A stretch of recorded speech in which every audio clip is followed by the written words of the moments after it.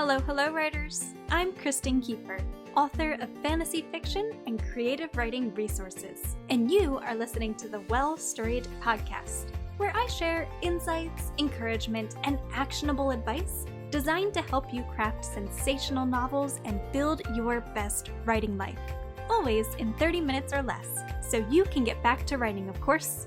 Ready for the show? Let's get talking. Hey there, writers! Welcome back to another episode of the Well-Storied podcast. Today is Friday, December 20th, 2019, and today's episode is entitled How to Craft Impactful Character Flaws. As always, today's episode of the podcast translates the latest article from the Well-Storied blog into audio. If you would like to read along as you listen in, make sure to head on over to well-storied.com/flaws. Now let's dive in. As writers, it's our job to craft fully realized characters.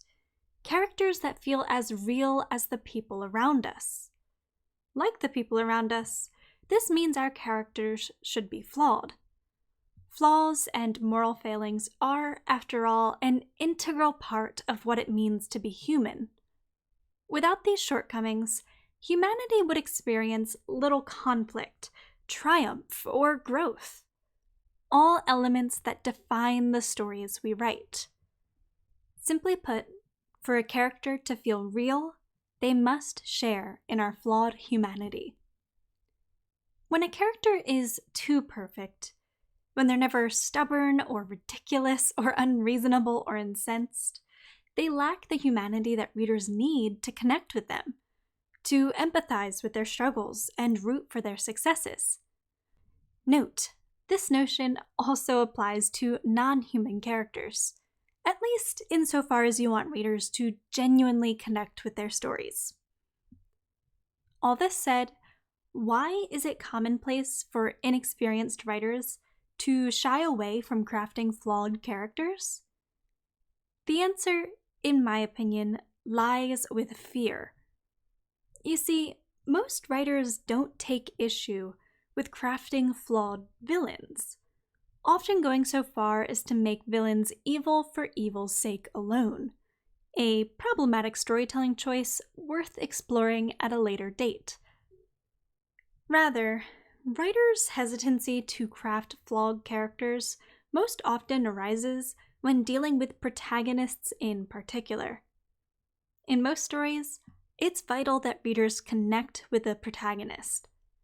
Otherwise, readers are unlikely to care about whether that protagonist defeats the villain, confesses their love, or makes it out of the haunted house alive. Subconsciously recognizing the importance of this reader-character connection, most writers strive to ensure that readers can sympathize with their characters. The trouble comes when inexperienced writers mistake sympathy for likability. Fearing that genuine flaws would make their characters unlikable, and therefore make their stories unenjoyable, many writers forego flaws in favor of crafting characters that are practically perfect in every way. Ironically, it's often a character's distinct lack of imperfections that makes them so unlikable in the first place. But a lack of realism and reader-character connection aren't the only troubles that arise when writers fail to give their characters genuine flaws. Because flaws, as it happens, are key to crafting meaningful conflict for our stories. How do flaws play a role in conflict? Every story contains two types of conflict. First, there's the external, plot-driven conflict. For example, win the Hunger Games or die trying. Get the ring to Mordor or die trying. Then there's the internal, character-driven conflict. For example, will Katniss sacrifice her values to survive the games? Or, can Frodo resist the temptation of the ring long enough to destroy it? Characters' flaws play a role in fueling both of these types of conflict. With external conflict, a character's flaw can hinder their ability to achieve their goal or overcome the villain. With internal conflict, flaws are often at the heart of the positive and negative character arcs that see characters grow or devolve as human beings throughout their stories. Flaws can also create strife in characters' relationships, lead characters to make destructive decisions, or blind characters to the reality of what they need to find peace and satisfaction. With so many elements of your story's success riding on the flaws of your characters, it's time we talked less about why flaws are so important and more about how you can craft impactful flaws for your characters today. Crafting impactful character flaws. In fiction, a flaw isn't necessarily a moral shortcoming or a negative character trait.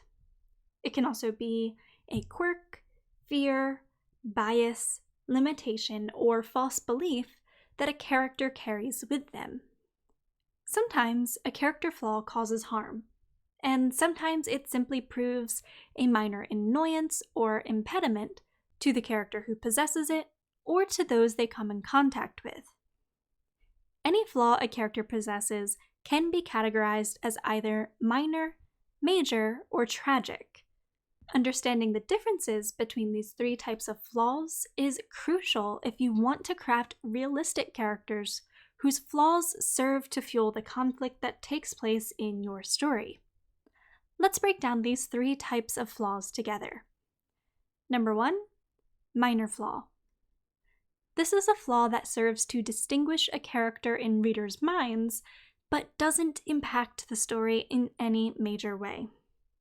Examples of a minor flaw include a disability that requires the character to use a wheelchair, a bilingual character's tendency to misuse words in their non-native language, nail biting or excessive knuckle cracking.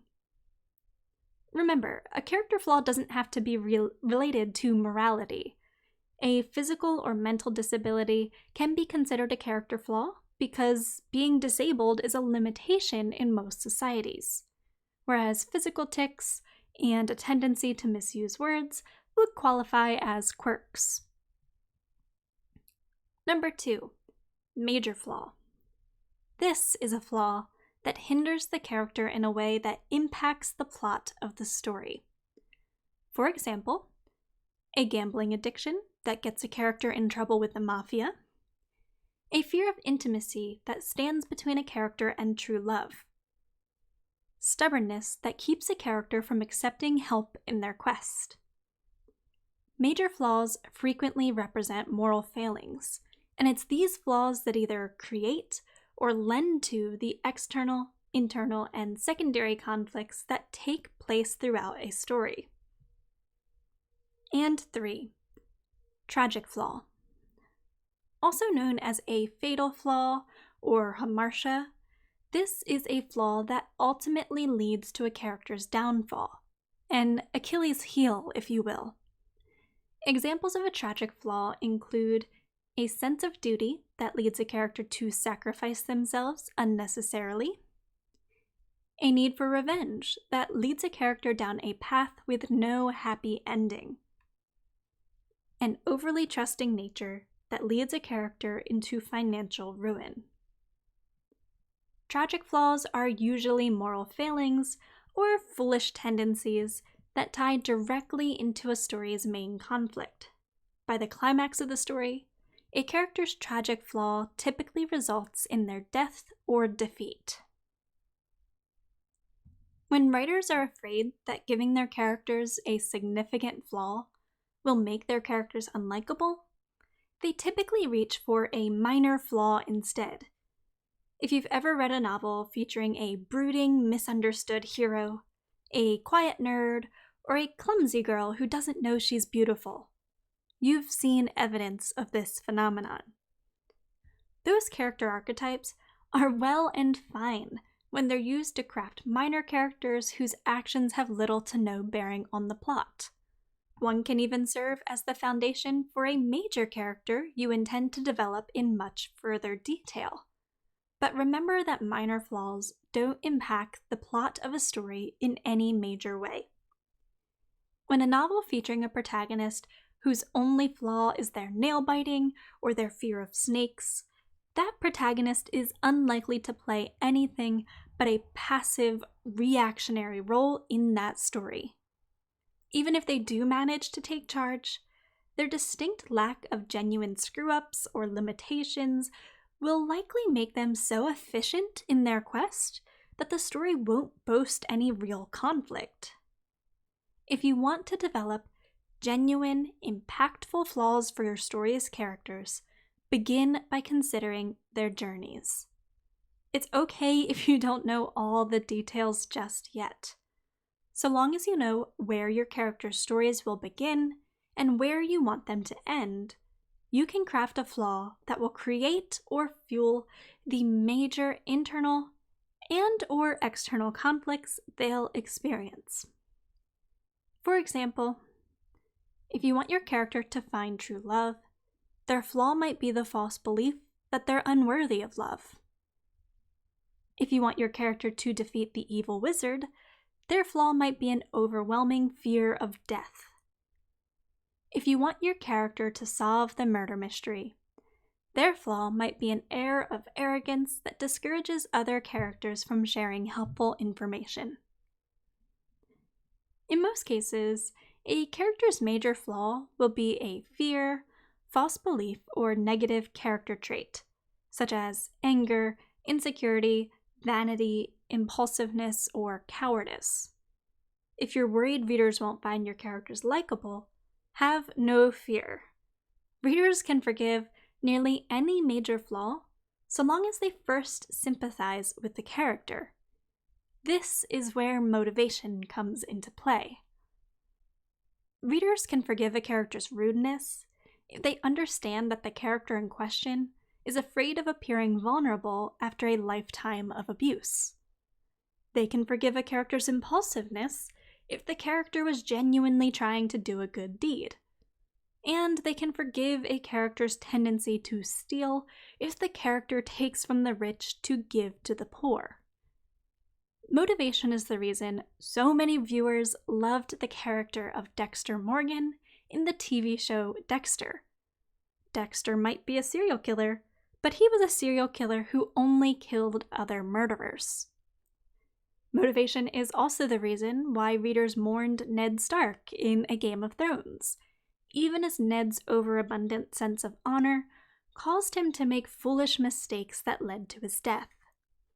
Can you see how a few carefully considered character flaws can add incredible depth and realism to your story? Readers don't want perfect characters. They want real characters.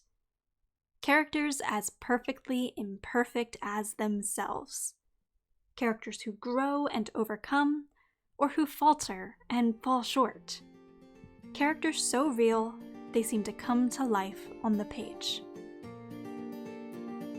Thank you for listening to today's episode of The Podcast Writer. I hope you found it helpful to your writing journey. If so, make sure to subscribe to the podcast so you never miss a new episode, and to give the podcast a quick rating and review. Doing so goes a long way toward helping the podcast reach new writers and lets me know that you're enjoying what I'm creating. You can also give me a shout out directly on Twitter at Kristen_Keeper. For additional guidance as you work to craft sensational novels and build your best writing life, be sure to head on over to www.well-storied.com, where I share blog posts, workbooks, e-courses, and other helpful resources for writers. Again, that's well-storied.com. Thank you again for tuning into today's episode, my friend. Until next time, happy writing!